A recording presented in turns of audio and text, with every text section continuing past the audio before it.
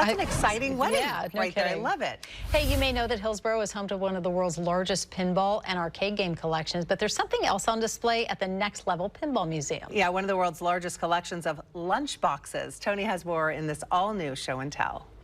This is a lunchbox replica of a Fender amp. It is the only lunchbox in this building that is not part of Fred Carlson's collection of over 3,500 lunchboxes. We're at the Next Level Pinball Museum, but I'm here to see the lunchboxes. I found 6 of them at a flea market one day, real cheap, 50 cents a piece, and just kind of got hooked on them. Is that right? And thought to myself, how many could there really be? And then 3,600 later, I'm still collecting them. Wow. And so how do you keep track of like what you don't have? Is there a list somewhere? Usually it's in my head. That's getting pretty full. Right now we're working on trying to get in the Guinness World Book, so we're actually photographing every one of them in here and putting them on a spreadsheet and going to send it back to them and see if we can get into it. Of all the thousands you have here, is there a favorite or a sentimental favorite or one that really pulls and tugs at your heart? I like the Beatles one. There's a lot of them.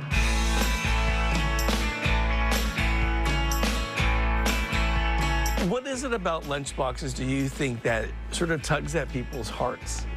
Well, most people had one when they were a kid, but it's whatever's popular at the time, whether it's Hopalong Cassidy and you get into the Western stuff, you know, and then the space stuff, then TV shows, and now, you know, it's Turtles and Simpsons and whatever's popular now.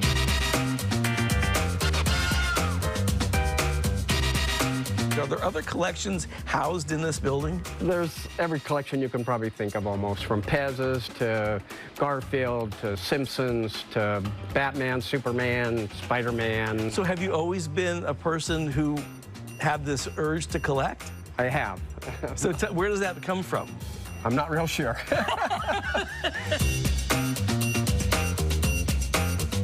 I have to have every single one if I don't have it, and that's what's driven me for a long time. If somebody has some I don't have, I just keep working on them and figure out what they'll trade for it or whatever. Find some. Probably a relief that you're going for lunchboxes and not Ferraris at this point. Oh yeah, yeah. But so great to meet you, man. And just what a great space. And we invite more people to come out here and check out not just the pinballs, but give the lunchboxes a little love too.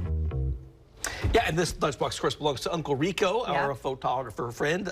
So I kind of borrowed it for a prop. That's cool, though. I like this one. The collection. He used to bring a lunchbox that was a frog. It looked like a frog. Yes, I remember and we that. had lots of people on our live shots giving him a hard time, and he deserved it, too. So he upgraded. So he did, yeah. Well, if you've never been to Next Level, it's out by Hillsboro Airport. They open Thursday through Sunday. It's a flat fee, and you can stay all day and play the games for free. Wow. So it's a pretty cool deal. That is neat. And it's kind of broken up into little sort of small compartments, so it feels cozy and clean and just nice. Yeah. And, Well, it's beautiful in there, too, with all the lights and the colors. And so much to look at. I mean, how cool to see these collections. And it's overwhelming. There's not a lot of people that have huge collections that are that organized. Right. You know, it's just like, well, I got storage sheds over there. No, and as I said before, I said, you know, you're addicted to this. He goes, I can stop anytime I want. I don't believe you. I don't believe you. I love it, though. That was great, Tony. Great Thank stuff. you. Let's take a look right now at the clouds they have in Salem. Earlier this morning, they had mostly